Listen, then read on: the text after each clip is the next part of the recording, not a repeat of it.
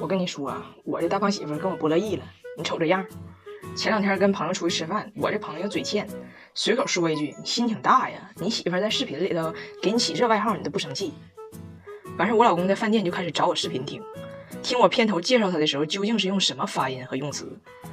但是在我朋友面前他也没说啥，这事我以为就过去了。但是饭店也是有点吵，他的汉语也是不太好，他听这个大胖媳妇其实根本没听准。结果回去的道上，人我都要睡着了，就听他一个人搁这块儿，哼，哎呀，你不知道他以为他要下蛋呢。我一看他这样，他就是要整点嗑，但是我没去搭理他。结果过2分钟，人自己就说了：“我觉得不能因为你现在有了点粉丝，长了点风头，你就可以不经过我允许肆意给我起外号，管我叫大盘鸡，管我叫大盘鸡。”我当时愣着了。我老公说的：“人家刚才我都问那谁了，你这外号起的啥意思？人家说就是埋汰我的意思。他说你人怕出名猪怕壮，越来越嫌媳妇胖。你这么把我形容成一个百无一用傻白甜，一身肥肉不挣钱的人设，你让大家怎么看我？我这么多年我在铁岭带硬汉装碴子，江湖人称洋喇子，我这形象不都让你给整崩塌了吗？”我说这个我是得承认，我是多少有点埋汰你这个百无一用傻白甜，一身肥肉不挣钱，但是我可从来没管你叫过大盘鸡。完事今天吧，有2个小记者要来俺家采访我，就是小规模的聊聊天吧。但给我大胖媳妇激动坏了，一大早上起来就给自己脸刮锃亮，完事吃早饭的时候都没放盐，说怕自己脸浮肿。我就问他，我说大盘鸡你没有盐行吗？大盘鸡你就靠那点豆瓣酱你不淡吗？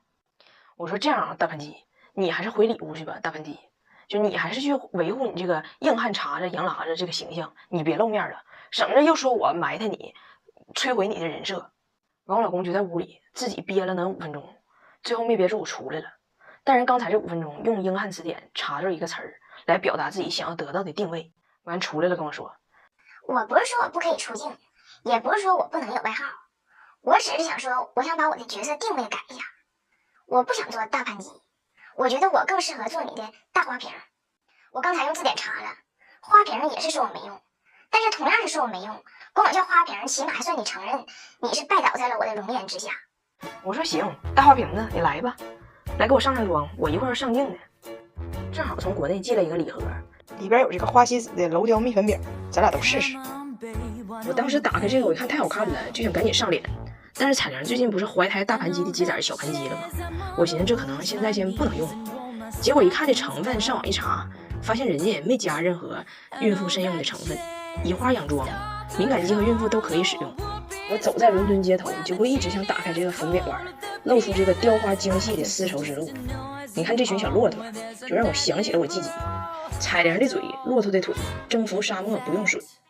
最关键的是，了解我的都知道，我是大油田。我用的蜜粉必须得做到磨皮加控油的效果。你看它的控油效果。我不是大盘鸡，我是大花瓶，是的啊。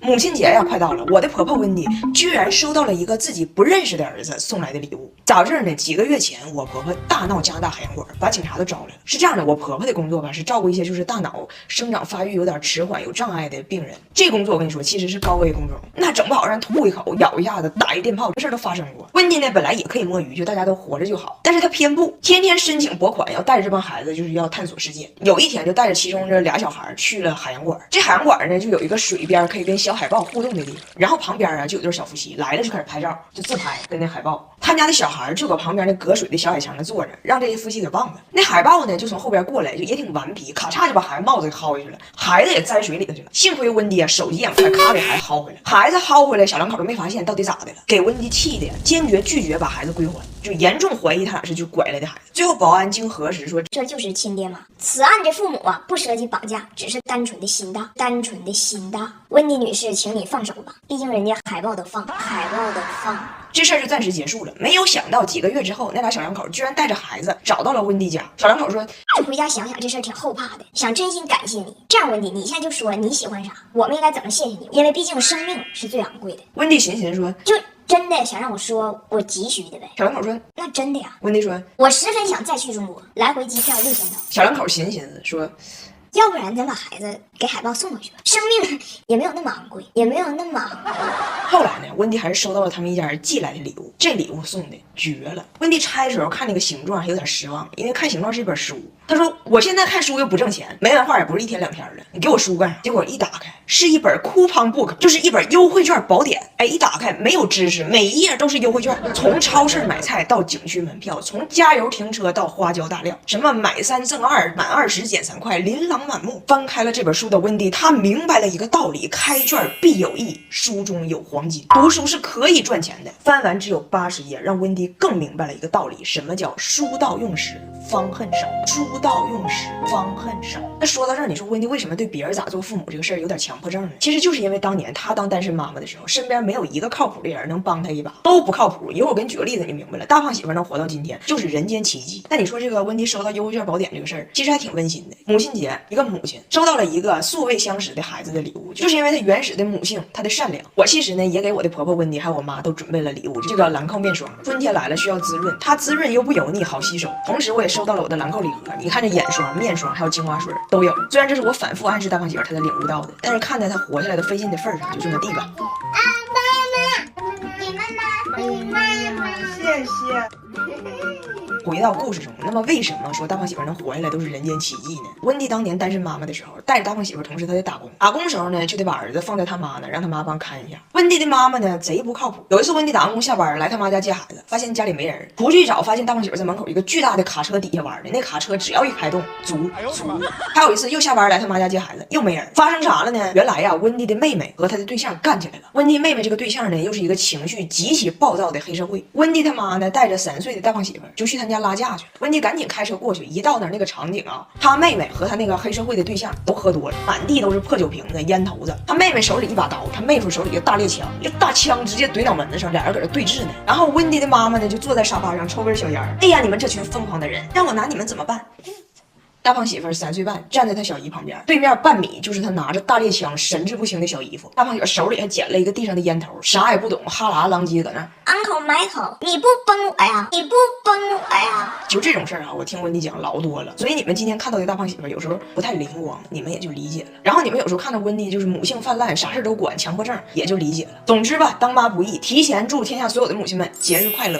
哎，这2天我陪着我婆婆小姑子出来玩，我就在思考一个问题，就是这几个外国人他们怎么这么开心，怎么能这么开心，就是一不小心就开心。我觉得我婆婆能活到130岁，首先他们是真热情。温迪上次见着我爸，我让他叫张哥，他记错了，叫成了哥哥。时隔半年多又见着我爸，开口就是哥哥。你好，哥哥。紧接着一个大拥抱，我爸还没反应过来呢，2个女儿进来，观察了一下他妈，一致认为我爸的名字就是哥哥，都跟着叫。你好，哥哥。你好，哥哥。这我爸也整懵了，你究竟有几个好妹妹？几个好妹妹 Nice to meet you。看着姥爷说英语，张大铁不乐意了，他认为我爸叛变了。我怎么还是你？他不跟我也不是跟。妹妹们太热情了，还从内蒙给我爸带回来一条屁股能发热的大毛裤。我说温迪啊，你哥哥喜欢水灵一点的加佩奇骨，你给他这个补充点活力。还有个特点就是精力无比旺盛，哪哪都有他。我们在内蒙玩了一整天，回到蒙古包我们累的都起不来了，他维和去了。温迪听见隔壁蒙古包2口吵架，好像要打起来了，披上衣服就出去了，到处找人，在蒙古包的海洋里找到了汉族的保安包，简称汉堡包。汉堡包到那边说第4排3号包有危险，2口要打架。温迪这通描述呢，内容属实，但坐标错误。吵架那2口子在2排3号，他把保安带到了4排3号。保安到了，是2个羞涩的男子，俩人本来不认识，刚被安排住一个屋，此时正在破冰。保安进来说对打媳妇儿，然后走了。走之后，保安也很困惑，2口没打架呀，看这气氛可能都要圆房了。圆房，我说温迪啊，咱哪都有你呢，你的精力是哪来的呢？是不是吃他吃的？还有什么事儿都能开心起来？来中国就跟我说，我想这次在中国过一个传统节日。我说这个月只有中元节。他说那你就给我过这个中元节呗。